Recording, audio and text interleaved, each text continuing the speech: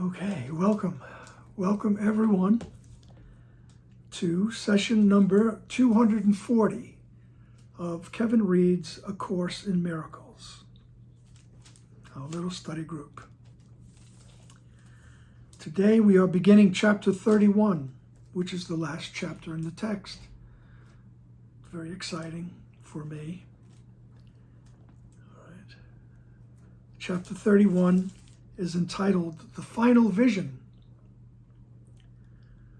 Okay, and we begin with section 1, Roman numeral 1, the simplicity of salvation. And I remember Dr. Wapnick saying this was Jesus' response to Helen complaining that the course was too difficult. It's just too difficult to learn.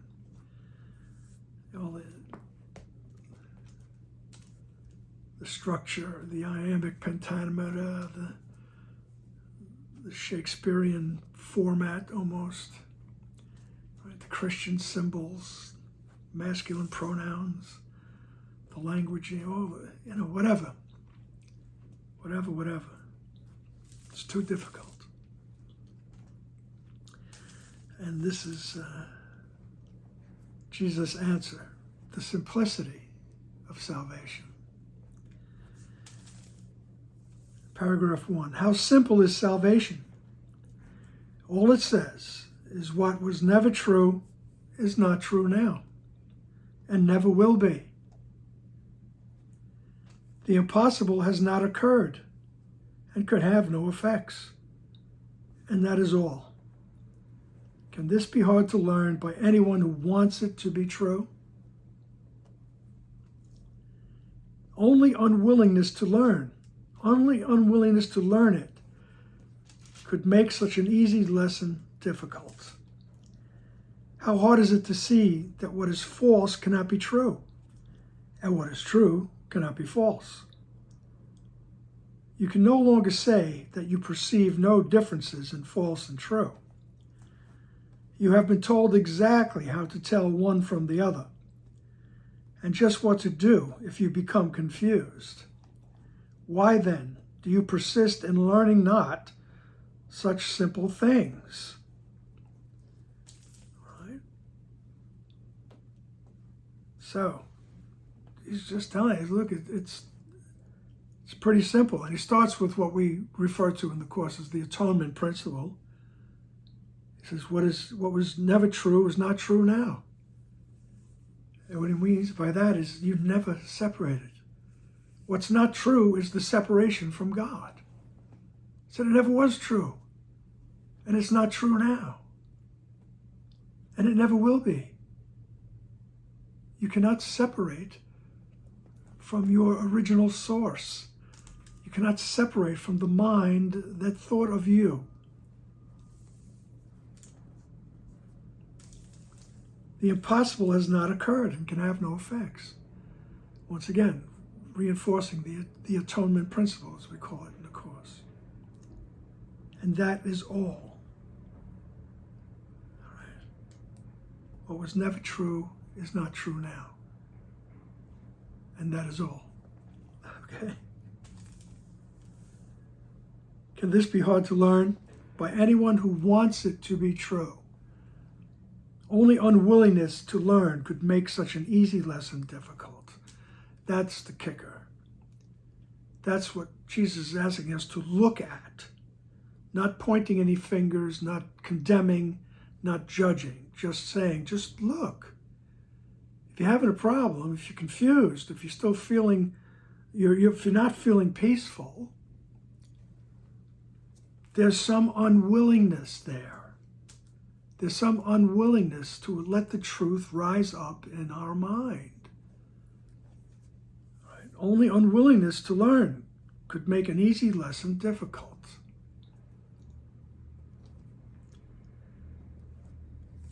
All right?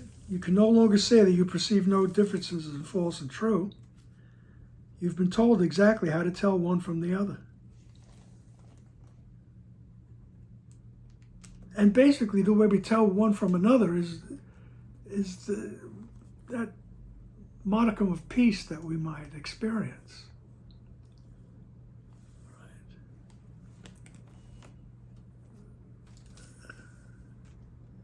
says, why then do you persist in learning not such simple things? All right. Remember, he's not angry at us, not condemning us, judging us, not pointing the finger, saying, hurry up, what's wrong with you? Not smacking anybody in the back of the head. Right? He's just saying, look, just look, and admit it. It's okay.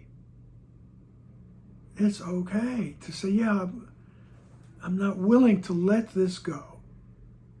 I'm not willing to see this as it truly is. I'm not willing to see this person as they truly are. There's still something I'm holding on to. He says, okay, hold on to it. All right? But don't tell me that you want peace. All right?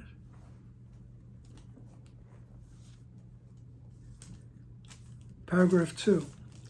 There is a reason. All right? So he says, why then do you persist in learning not such simple things? And he goes, there is a reason. But confuse it not with difficulty in the simple things salvation asks you to learn. It teaches but the very obvious. It merely goes from one apparent lesson to the next, in easy steps that lead you gently from one to another, with no strain at all. This cannot be confusing, yet you are confused. For somehow you believe that what is totally confused is easier to learn and understand. What you have taught yourself is such a giant learning feat, it is indeed incredible. But you accomplished it because you wanted to, and did not pause in diligence to judge it hard to learn or too complex to grasp. All right. He says there's a reason, why you don't persist in learning simple things. There's a reason why your persistence is not that strong. He says, but don't confuse it with difficulty. All right, this is not a difficult thing to grasp, that you never separated from the truth. All right. And he says, then these things go in steps. This is not all of a sudden a great white light that strikes you and, oh, now I get it. And you rise up in a rapture or something. It's not that. There's steps to the process. Right? We start with the idea of forgiveness of whoever is in front of us. I'm willing to see them. I'm willing to stop projecting guilt, and I'm willing to see them correctly. I'm willing to see them as they truly are. And we go about our day trying to do that. Right? He says, but your persistence is not that strong. You just have to build it up. And it gets stronger as you see that it actually works. And how it actually works is that you do become happier and happier within this experience of form. And meanwhile, the form doesn't change. Right?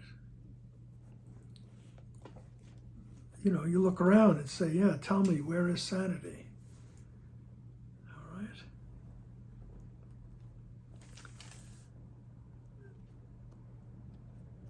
He says, it goes from one apparent lesson to the next, in easy steps that lead you gently from one to the other, with no strain at all. All right? He says, this cannot be confusing, yet you're confused. Right?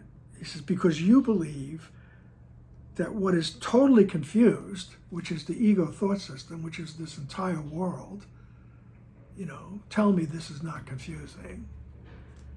Okay. Tell me this is not having tea with the Mad Hatter here, living in this world.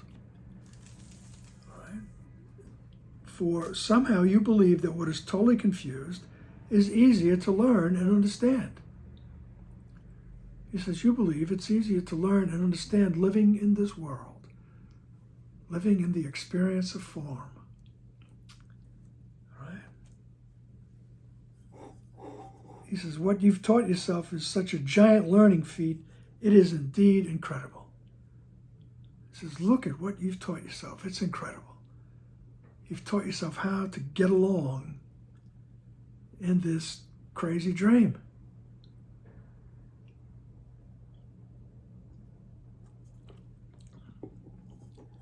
With coffee as a coping mechanism. But you accomplished it because you wanted to. Right? He says, you've taught yourself how to subsist, exist in this world, in this form, because you wanted to. Right? And not only do we want to inform, inform because we're here, we think, but on the ontological, the beginning of being level, we wanted to be individual. Wanted God to recognize our individuality. And it didn't happen, so we became angry. It's all right, forget him, forget God, or forget God. Forget those pronouns. I'll do it myself. And I could do it. And the moment I thought I could separate, I felt guilty. And I said, oh man, now I got to get out of here.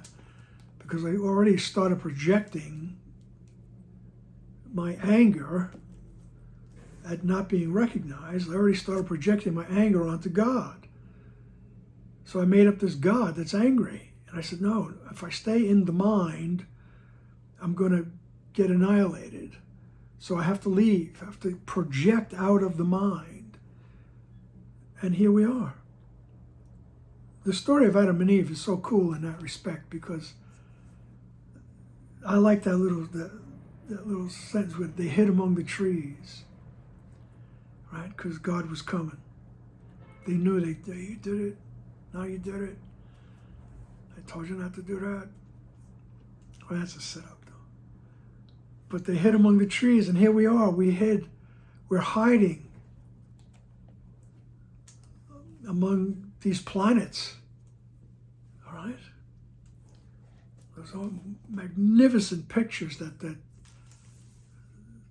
telescope sends back from outer space. It's just magnificent. All right? And we're hiding among those trees. Here we are. He ain't gonna find me, bro.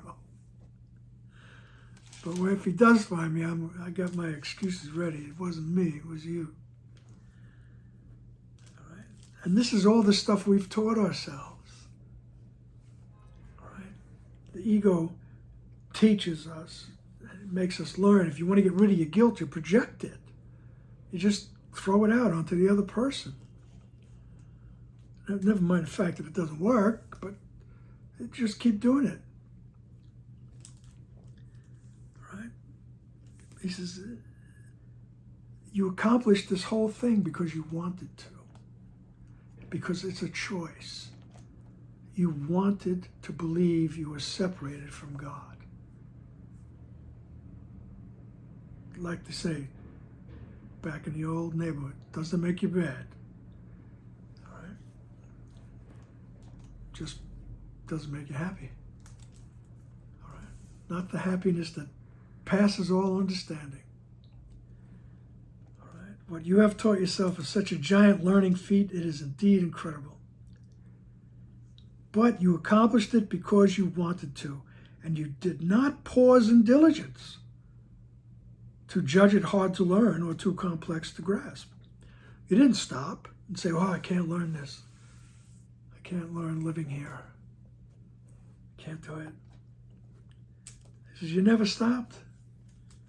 Paragraph 3, no one who understands what you have learned, how carefully you've learned it, and the pains to which you went to practice and repeat the lessons endlessly in every form you could conceive of them, could ever doubt the power of your learning skill.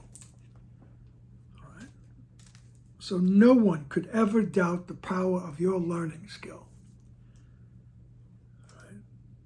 Because of the pains that you went to practice living here, projecting guilt. All right? Getting special relationships. Right? All those things you need to make it here, all right, in New York or anywhere. All right.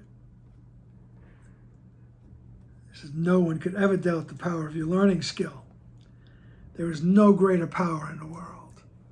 And he's, besides, I think, kind of smiling at us, he's telling us your mind is so powerful. You don't realize how powerful the mind is. And we don't. We just don't realize how powerful our mind is. Okay. There is no greater power in the world. The world was made by it. The world was made by the mind. And even now, it depends on nothing else. All right? Read into that.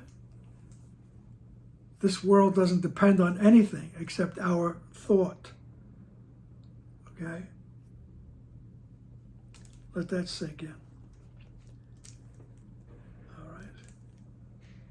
The lessons you have taught yourself have been so overlearned and fixed, they rise like heavy curtains to obscure the simple and the obvious.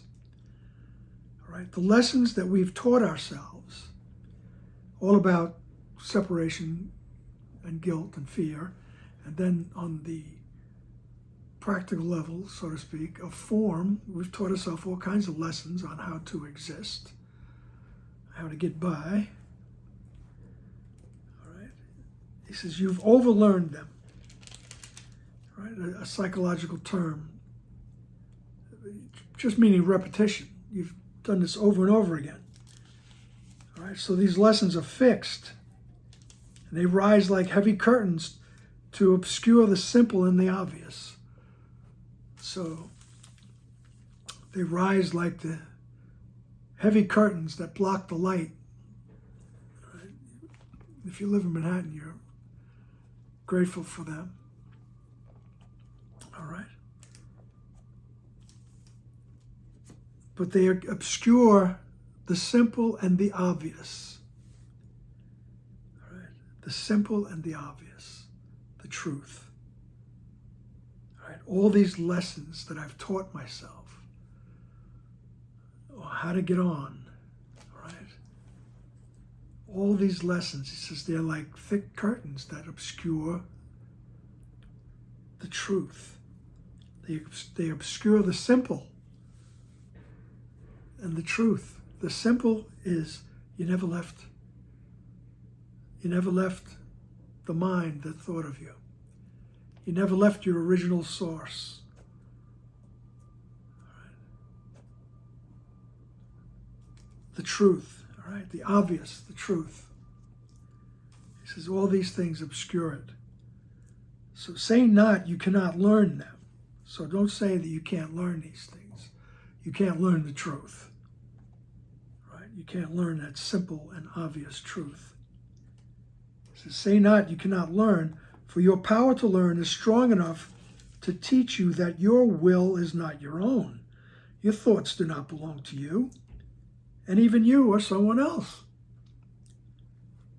All right? He says, don't tell me you can't learn the simple truth that you are as you were created, that you are an abstract thought in the mind of God. He says, don't tell me you can't learn that, because your power to learn is so strong that you've taught yourself that your will is not your own. You know, you're at the mercy of all kinds of things. All right? Your thoughts do not belong to you.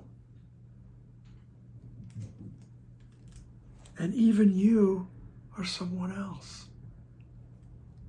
Right? You've taught yourself that you are Kevin. All right? Not the offspring of the original creator.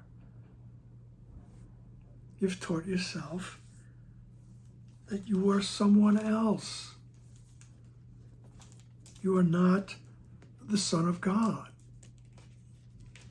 Another term that people have problems with. All right.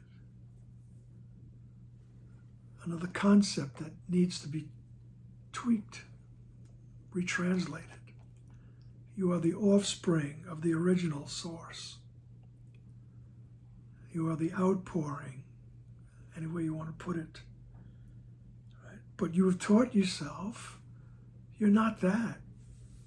You're not that. You're something else. Right?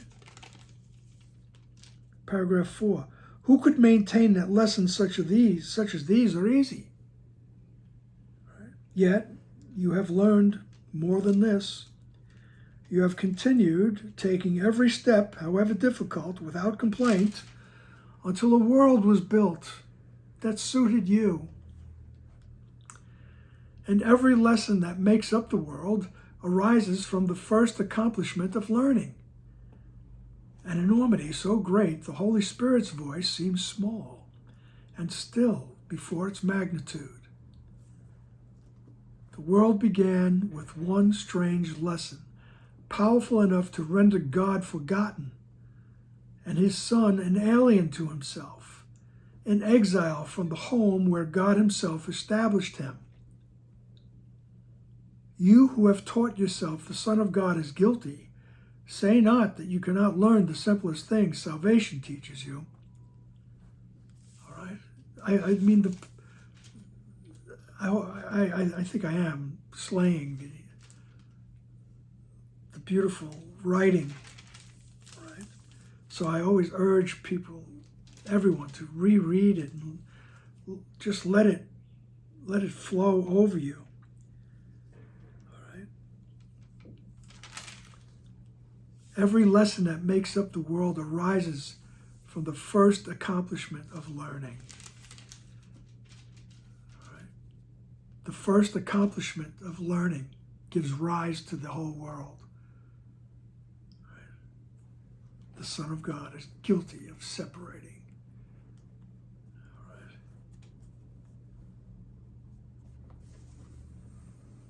The Son of God believed he accomplished the separation. He was so guilty, he had to get out of his mind and create the world. The world began with one strange lesson, right? Powerful enough to render God forgotten. Right? So when we turned our back on everything and we projected out of the mind, there is this, as Dr. Wapnick would call it, the veil of forgetfulness. Right? What you split off from, you forget.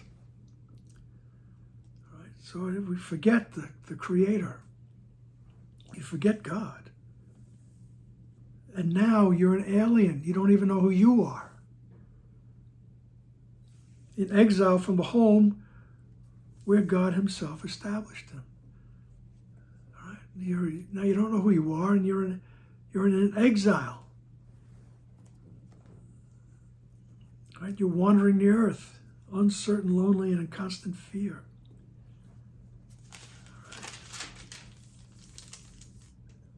He says, who could maintain that lessons such as these are easy? Right? You still think this is easier than the truth?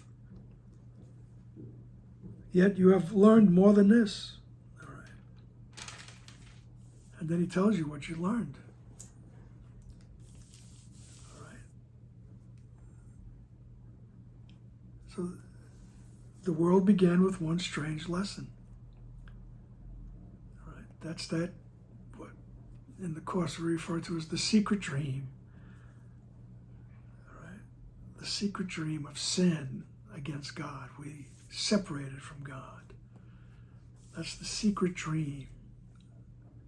Right? Deep down in secret, I'm guilty. I have to get rid of that guilt. You who have taught yourself the Son of God is guilty, say not. Right? So don't tell me you cannot learn the simple things that salvation teaches you. The simple thing, you never separated. Right? That separation was never true, and it's not true now. Paragraph 5, learning is an ability you made and gave yourself. It was not made to do the will of God, but to uphold a wish that it could be opposed, and that a will apart from it was yet more real than it. And this has learning sought to demonstrate, and you have learned what it was made to teach. Now does your ancient overlearning stand implacable before the voice of truth, and teach you that its lessons are not true, too hard to learn, too difficult to see, and too opposed to what really is true. Yet you will learn them, for their learning is the only purpose for your learning skill that the Holy Spirit sees in all the world. His simple lessons and forgiveness have a power mightier than yours, because they call from God and from yourself to you. All right? So he says, you can fool yourself, you can kid yourself as long as you want. Right? But this learning is an ability that you made, and you gave it to yourself. So it's an ability that we made to learn instead of just know. Right?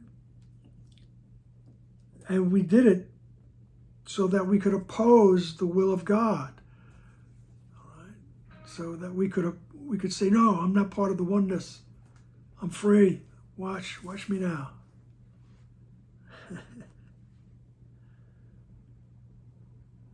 And that a will apart from God's was more real than it. To uphold a wish that could be opposed. All right. So this learning was not made to do the will of God, but this learning was made to uphold a wish that the will of God could be opposed. All right. And so we're teaching ourselves that we could do that. We can oppose the oneness.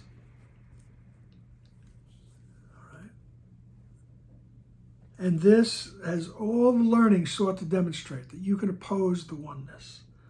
You can separate from that. Everything in this world is meant to teach us that. That's the purpose of everything in the world, is meant to teach us that you're separated from God. You did it. All right? And you have learned what it was made to teach. Now does your ancient overlearning stand implacable before the voice of truth. All right? It can't be changed. Your ancient overlearning, constantly learning it over and over again. You're separate. Everything tells you that. And it stands implacable before the voice of truth. All right? It can't change, can't be calm down.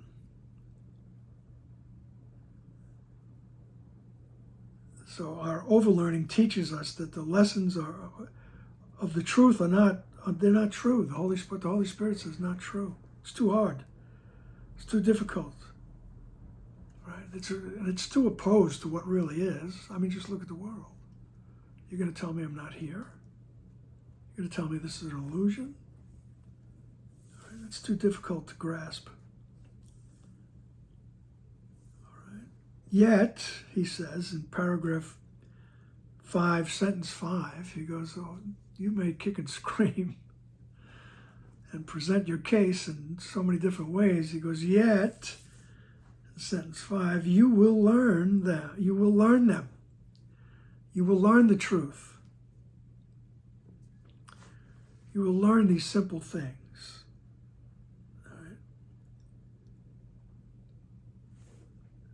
For their learning is the only purpose for your learning skill, the Holy Spirit sees.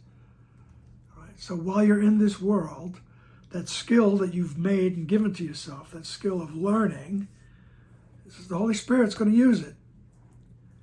And when you're ready and you invite it, you invite the teacher, you invite the learning, you're willing to see correctly, you're willing to be corrected, you will learn. Because it's the only reason the Holy Spirit sees for learning. He gives it a new purpose now.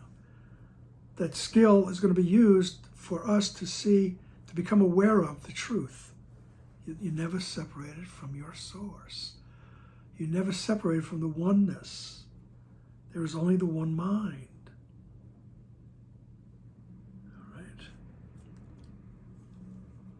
His simple lessons in forgiveness have a power mightier than yours. All right. That's how the learning tool will be used. We will learn to see others as they really are. We will see them correctly. Right? That is the learning tool, used correctly. And that's how it will bring us back to who we truly are. And his simple lessons in forgiveness have a power mightier than yours. And it's mightier than mine because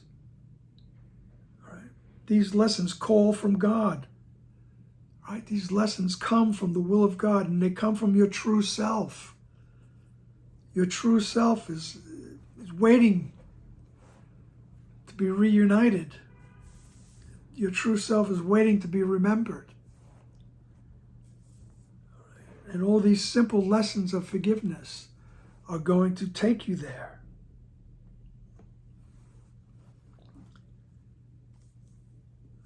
Because they call from God and from yourself to you, your higher self. Paragraph 6. Is this a little voice, so small and still it cannot rise above the senseless noise of sounds that have no meaning?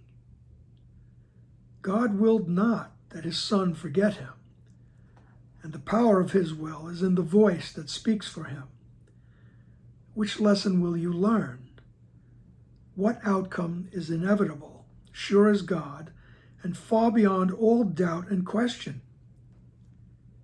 Can it be your little learning, strange in outcome and incredible in difficulty, will withstand the simple lessons being taught to you in every moment of each day, since time began and learning had been made? Is this a little voice? All right. You think the voice of the Holy Spirit is little? All right. You think it's so small and still that it can't rise above the noise of this noisy city? All right. And all the noise in the places where you live? All right. And believe me, New York City is a noisy place. Oh my goodness. So you think that can drown out the voice of the Holy Spirit? All right.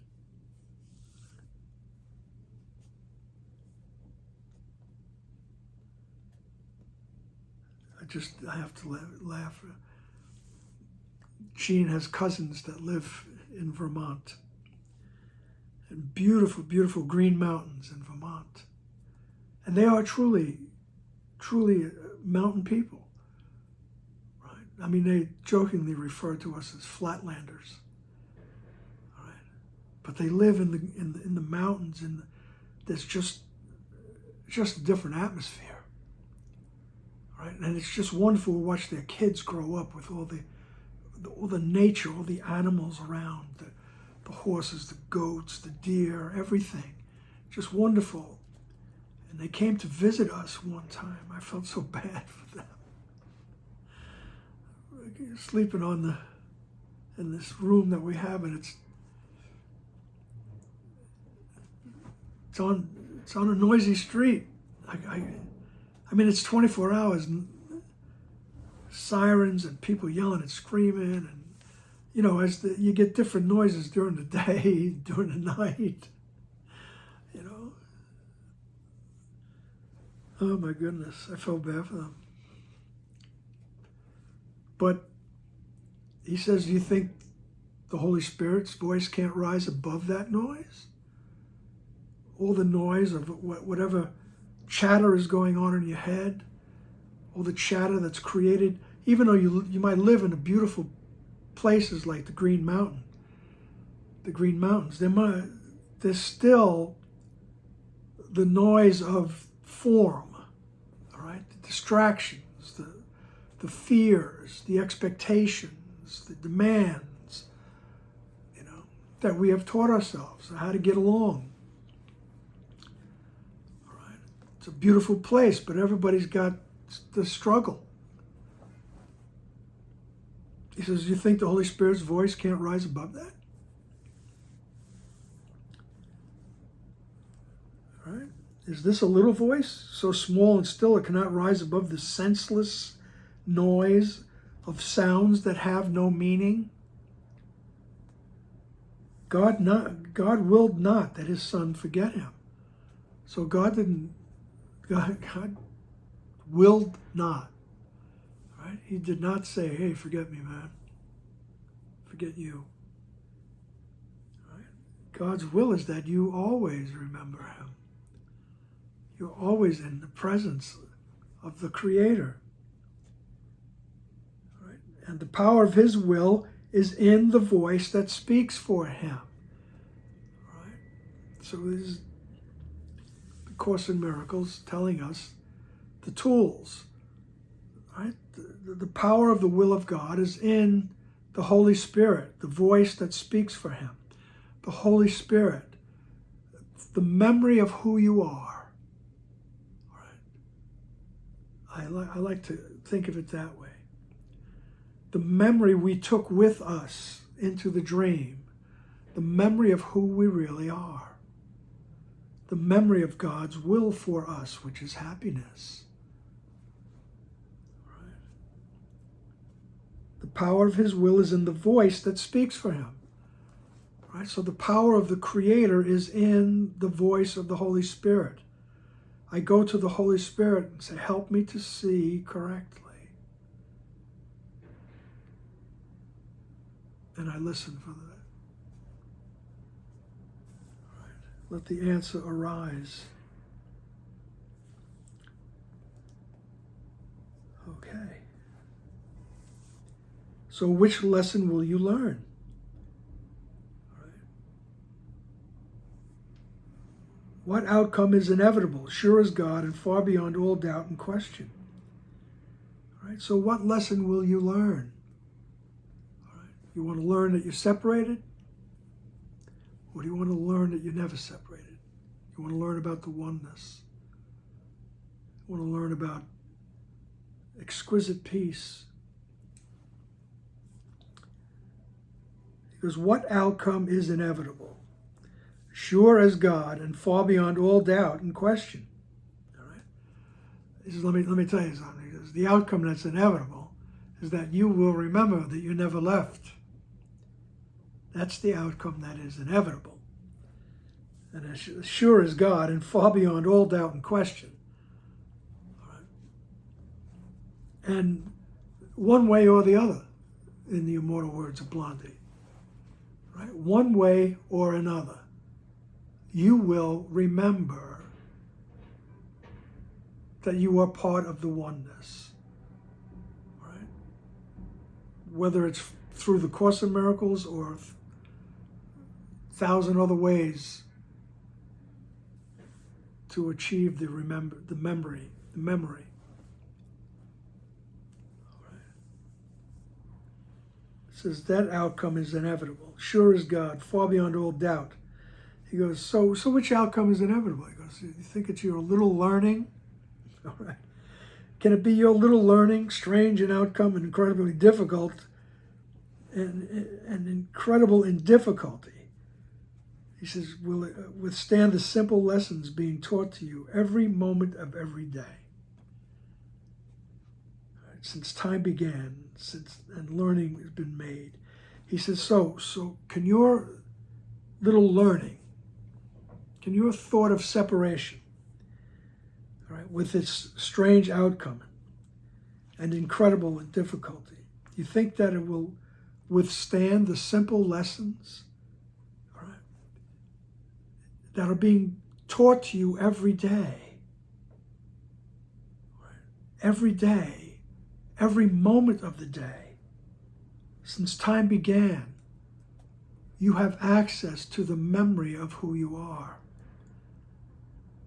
And that memory, the Holy Spirit will use whatever circumstance you're in to bring you closer to that memory. That's the gentle steps he talks about. Right? The lessons are being taught every day. Right? And the lesson comes in a language we can understand. It comes in a form that I can understand. It fits the shape of my experience. Right? I just need to want it. I need to be willing to see with corrected vision. I need to want it. All right? And he says, if you want it, nothing can withstand it. All right? This little learning of separation, he calls it, cannot withstand the lessons of the Holy Spirit, cannot withstand the lessons of oneness. Paragraph 7. The lessons to be learned are only two. Each has its outcome in a different world, and each world follows surely from its source. The certain outcome of the lesson that God's Son is guilty is the world you see. It is a world of terror and despair, nor is there hope of happiness in it. There is no plan for safety you can ever make that will ever succeed. There is no joy that you can seek for here and hope to find. Yet, this is not the only outcome which your learning can produce. However much you may have overlearned your chosen task, excuse me, however much you may have overlearned your chosen task, the lesson that reflects the love of God is stronger still. And you will learn God's Son is innocent, and you will see another world. All right? So, although he lays down a pretty depressing picture of the world in which we live, he says, you will learn that you're innocent, and you will see another world. You will, even though right toward the final moment, you will see a different world. You may be in form, but it will be translated totally differently. All right? You will see it correctly. All right? He says the lessons to be learned are only two. All right? Each has an outcome in a different world. The lesson I teach myself, I'm separated from God. All right? Or I'm not. I am joined with the oneness. Because each one produces a different world. Right? And each world follows surely from its source, which is in the mind. The source of all the worlds, or both worlds, I should say, is the mind. Getting back to that idea that the whole thing is a thought. All right? This entire universe is held together by a thought. All right? Roll that up and smoke it.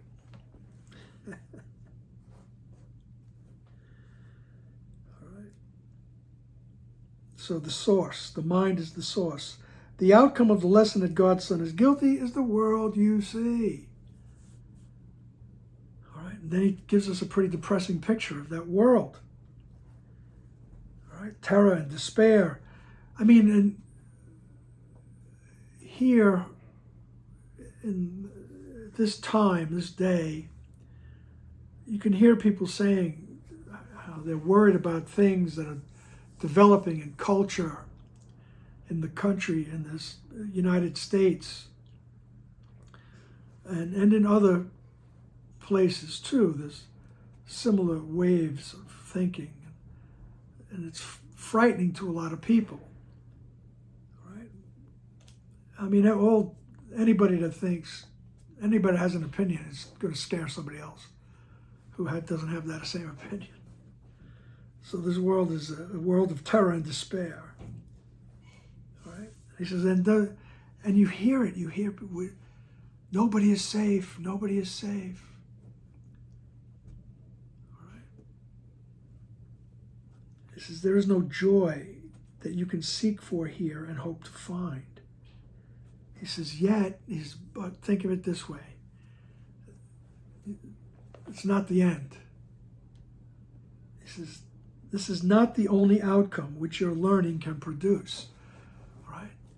You can learn to see correctly. You can learn to see a different world. Not different in form, but a different interpretation of it. Right? However much you may have overlearned, the lesson that reflects the love of God is stronger still. So no matter how depressing Jesus says it is here, he says the lessons that God will teach you are stronger. Right? The lesson that reflects the love of God is stronger than anything that you can learn in this world. And you will learn that God's Son is innocent. And you will see another world. All right? Sooner or later. All right? Love is going to get you. All right. Paragraph 8. The outcome of the lesson that God's Son is guiltless is a world in which there is no fear. Everything is lit with hope and sparkles with a gentle friendliness. Nothing but calls to you in soft appeal to be your friend and let it join with you. And never does a call remain unheard, misunderstood, nor left unanswered in the selfsame tongue in which the call was made. And you will understand it was this call that everyone and everything within the world has always made. But you had not perceived it as it was. And now you see you were mistaken. You had been deceived by forms the call was hidden in. And so you did not hear it, and had lost a friend who always wanted to be a part of you. The soft, eternal calling of each part of God's creation to the whole is heard throughout the world. This second lesson brings. Right? Very, very beautiful. Talking about the real world. Right? Not talking about everything sparkling in form, okay? But the interpretation of the world now. The different interpretation of people that we thought were this, that, and the other thing. Now we see and understand there's a different interpretation. Because I wanted that lesson help me to see. I'm willing to see with corrected vision. I'm willing to see the truth. I'm willing to see through the eyes of truth. And each time we do that, it's another stepping stone, bringing us to greater and greater awareness until we are in this world where there is no fear and everything is lit with hope and sparkles with a gentle friendliness. Right? There's a gentle friendliness. And Everything calls to you to be your friend. All right? People, animals, birds, fish. Nothing but calls to you in soft appeal to be your friend. And let it join with you to see that everything is part of the oneness. And never does a call remain unheard. Right? Everything is calling to you. And you hear every call. All right. And never does a call remain unheard, misunderstood, nor left unanswered in the selfsame tongue in which they were made. In other words, there's another phrase in the Course that says the truth will come to you in a language that you can understand, in a way that you understand it.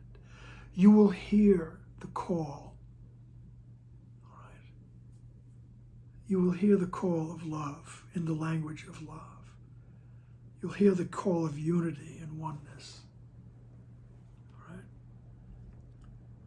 And you will understand it was this call that everyone and everything within the world has always made.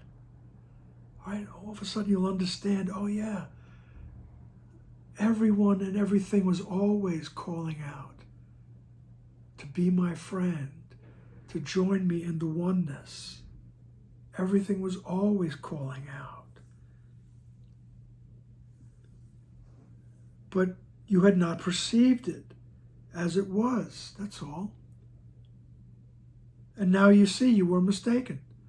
You see that everything was always calling out to tell you about the oneness. But I didn't perceive it, so I was mistaken. Right? And you were deceived by forms that the call was hidden in. Everything. I was deceived by the forms. And he lets us know that the call to love, the call to oneness is in every form, all forms. It's there. If I'm willing to see it correctly, if I'm willing to see it as it is.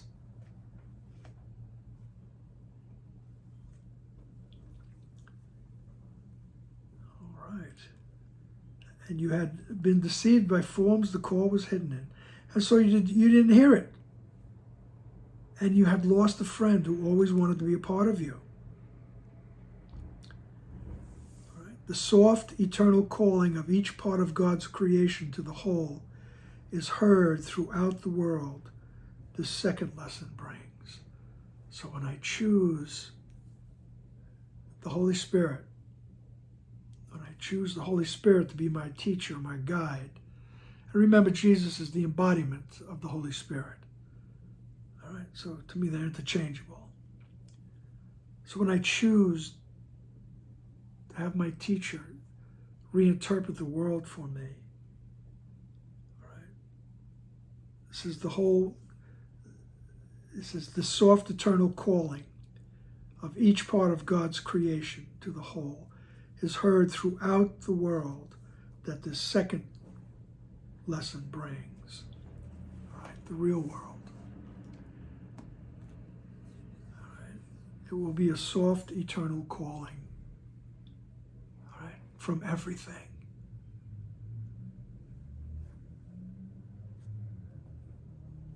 Paragraph 9. There is no living thing that does not share the universal will that it be whole, and that you do not leave its call unheard.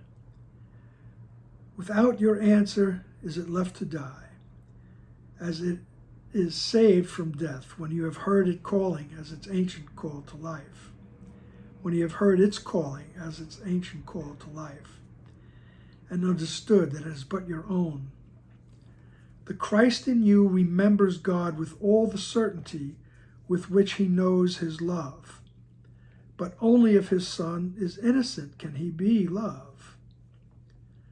For God were fear indeed, if he whom he created innocent could be a slave to guilt. God's perfect Son remembers his creation, but in guilt, he has forgotten what he really is. All right. So when Jesus talks about there is no living thing, he's talking about everything in form. Everything in form. All right. So everything in form shares the universal will. That it be whole, that it be one, that it be part of the oneness. There's no separate parts. Everything is just the one.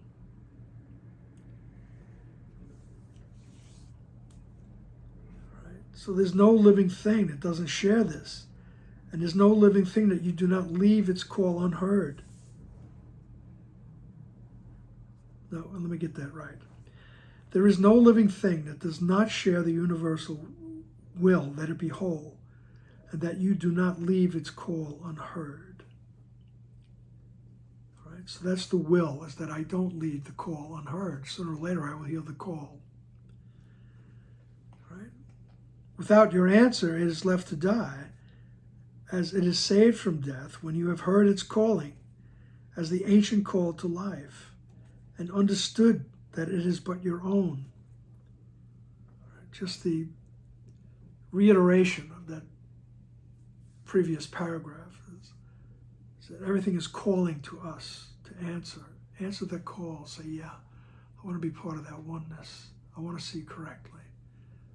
All right, I'm willing. Then he says, the Christ in you, which is the emanation of the original source, right? Another Christian term that we use, the Christ, meaning the innocent one, the innocent emanation.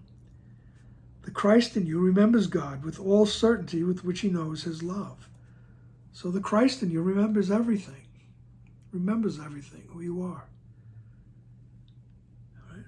But only if his Son is innocent can he be love. Right? So there is no love outside of heaven. What we call love is something else. All right. Might be close, but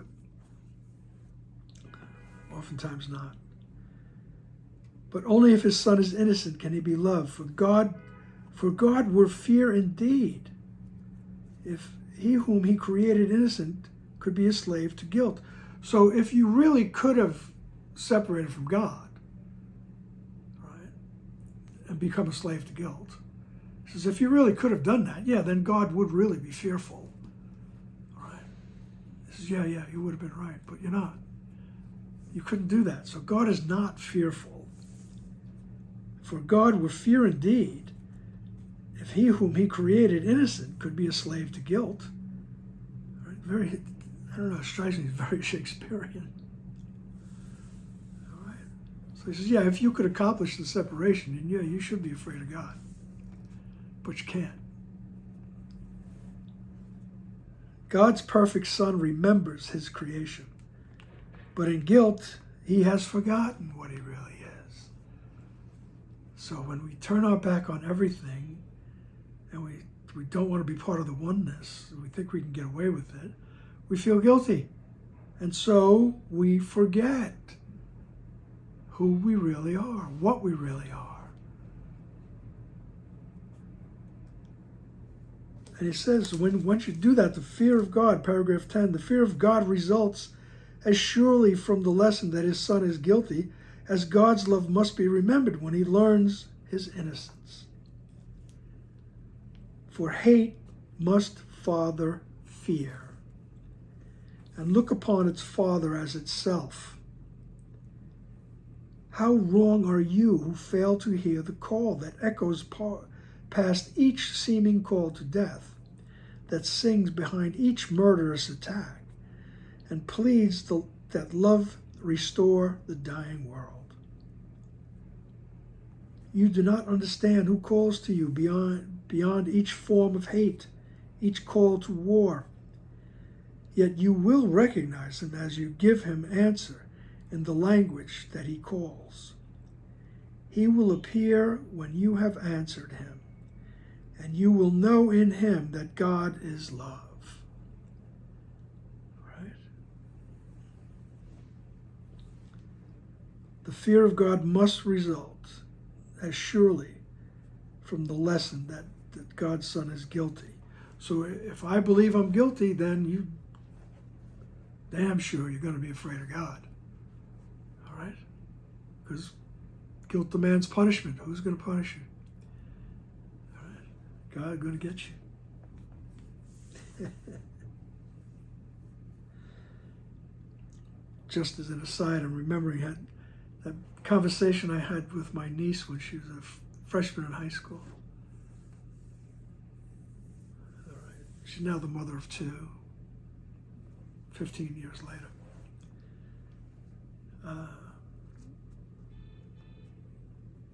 Just told her, just remember that God is never angry. All right? God is never angry. All right? Just let that be lesson number one. God is never angry. All right? For hate must father fear. All right?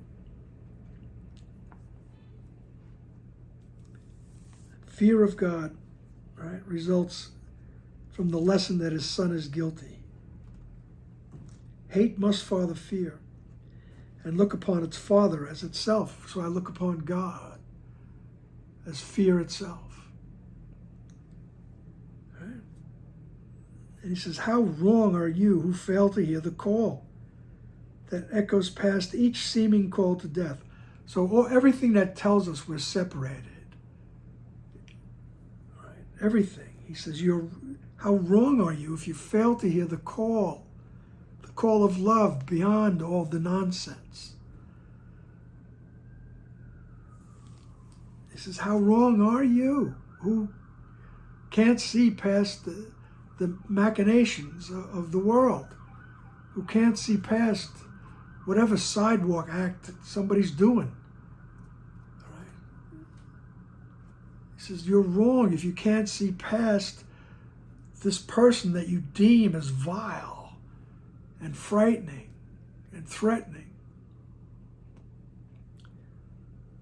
He says, how wrong are you? You are wrong. Because that's not who they truly are.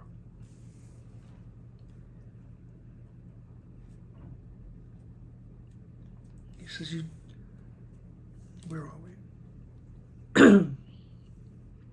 So how wrong are you who fail to hear the call that echoes past each seeming call to death, that sings behind each murderous attack, and pleads that love restore the dying world? Everybody that's acting out is actually saying, please, restore me to my innocence. I believe I'm guilty of something. I believe I'm separated from God.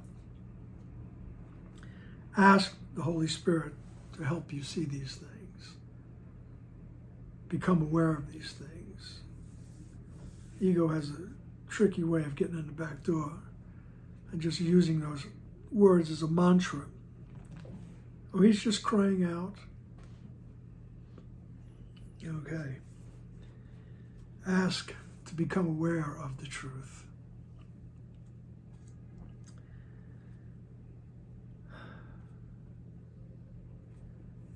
All right, who calls, so we don't recognize who calls to you beyond each form of hate and each call to war.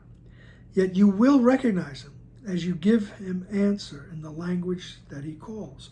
You will recognize the Holy Spirit. You will recognize the love. You will recognize the innocence as you call out for it, as you're willing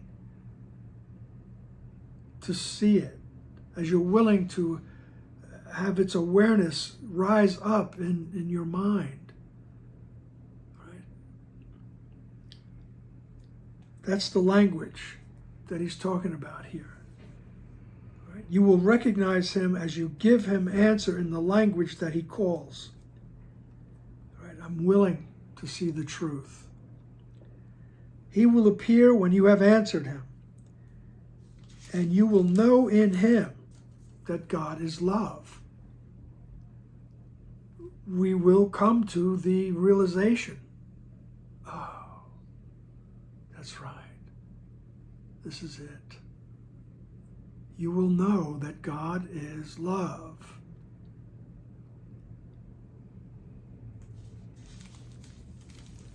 Paragraph 11.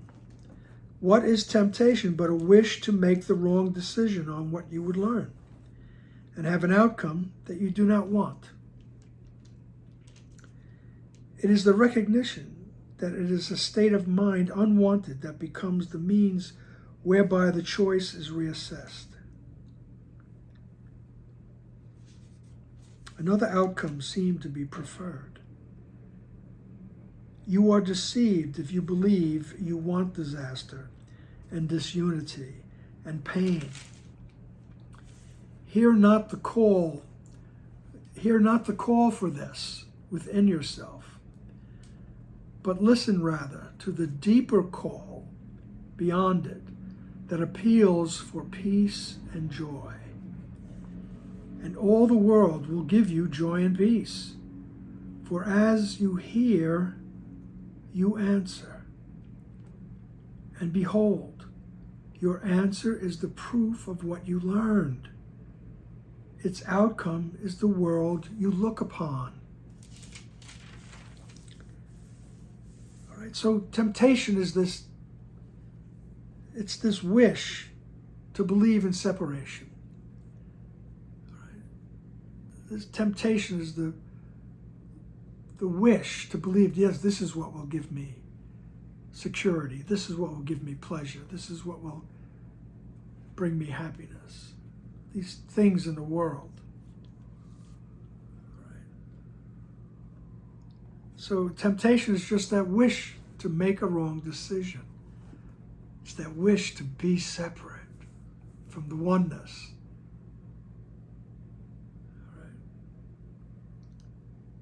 It's a wish to make a wrong decision on what you would learn and have an outcome that you do not want. So you get tempted, I want to learn about separation. And so you're tempted to have an outcome that you really don't want. What you really want is the return. What you really want is the memory of peace, the memory of peace of mind.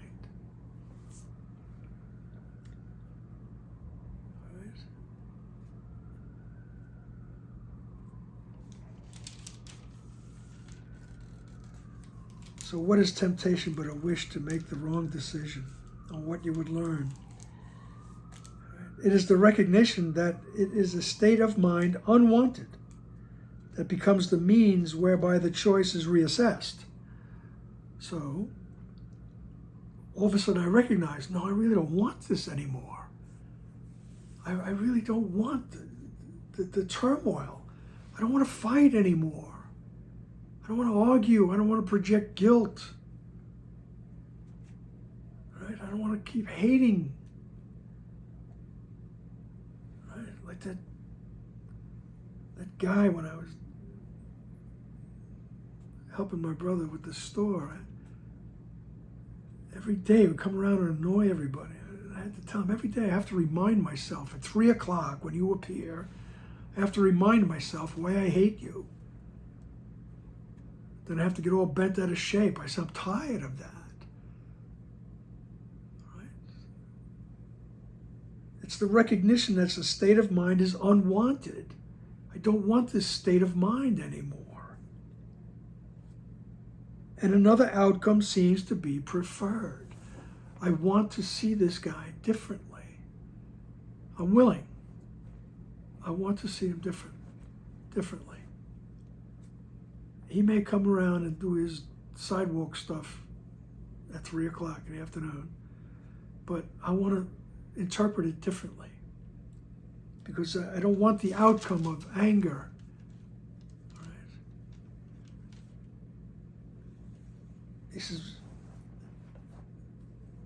So it's the recognition that the state of mind is unwanted that becomes the means whereby the choice is reassessed.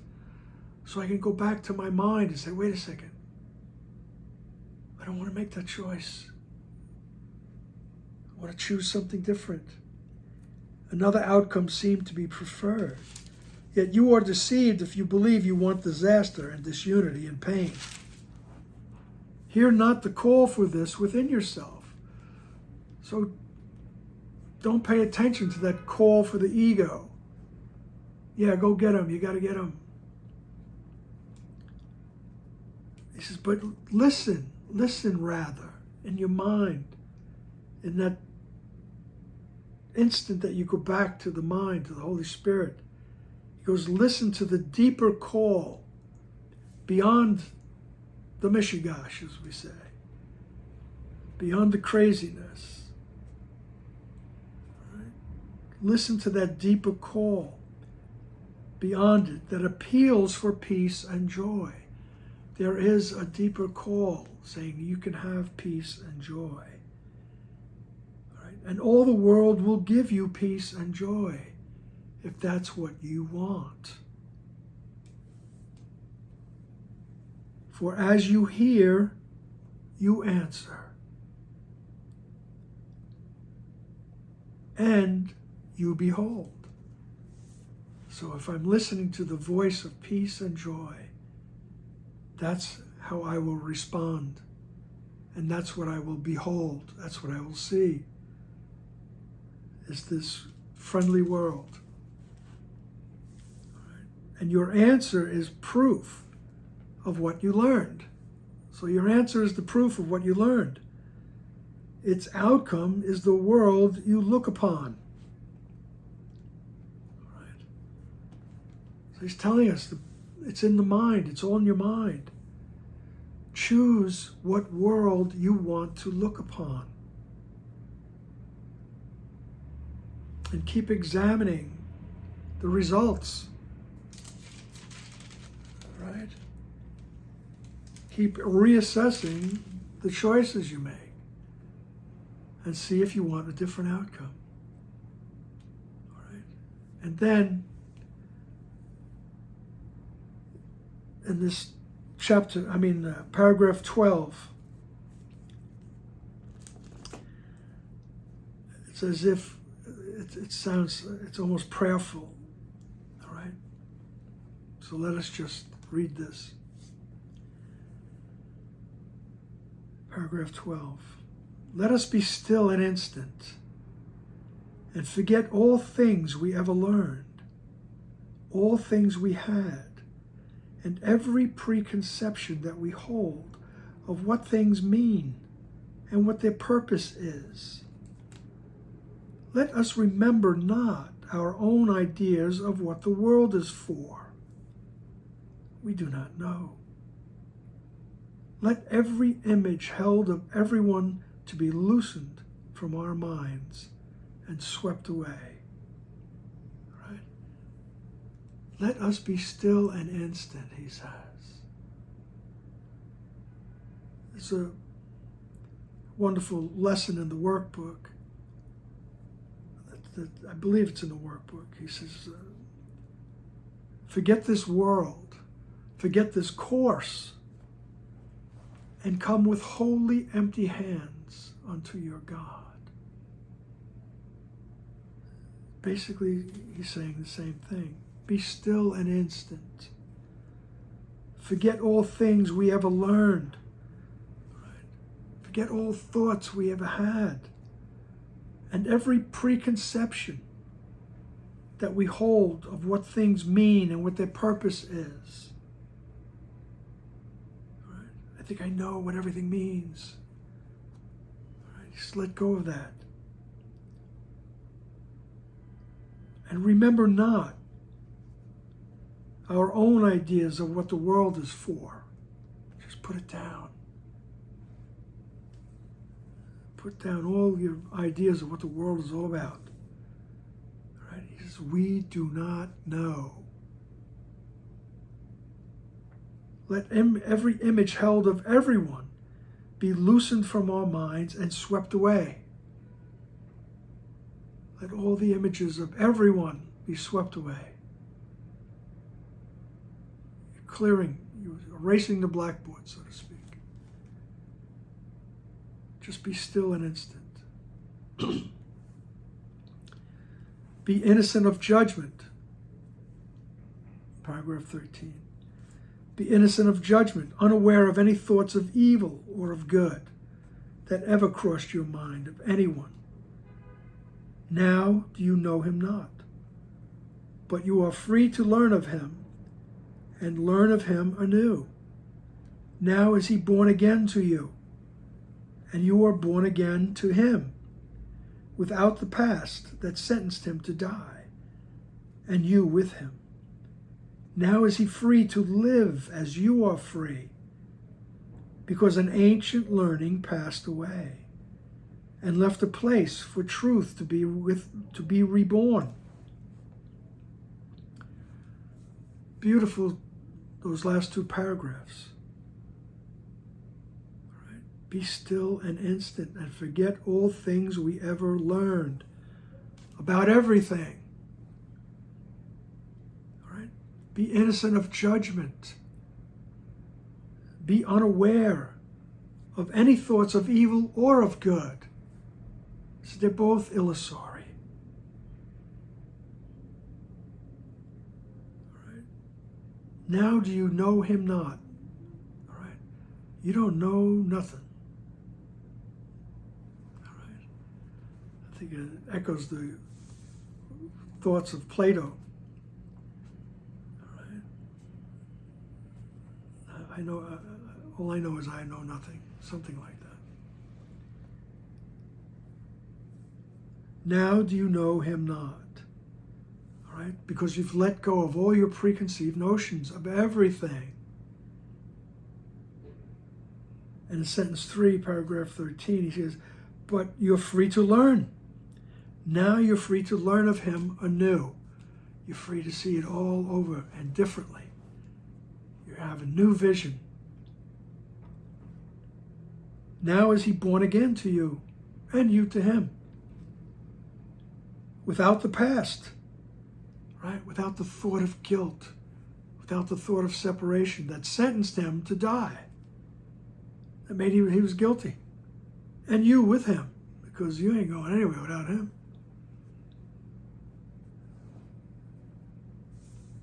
Now is he free to live as you are free. Right? Because an ancient learning passed away. That thought of separation and guilt over the separation has passed away. The ancient learning has passed away. And left a place for truth to be reborn. I just lay it down. I don't need it anymore. I'm willing for the truth to be reborn in my mind. All right. Because an ancient learning passed away. That ontological moment, that moment when being was beed. All right. That ontological moment.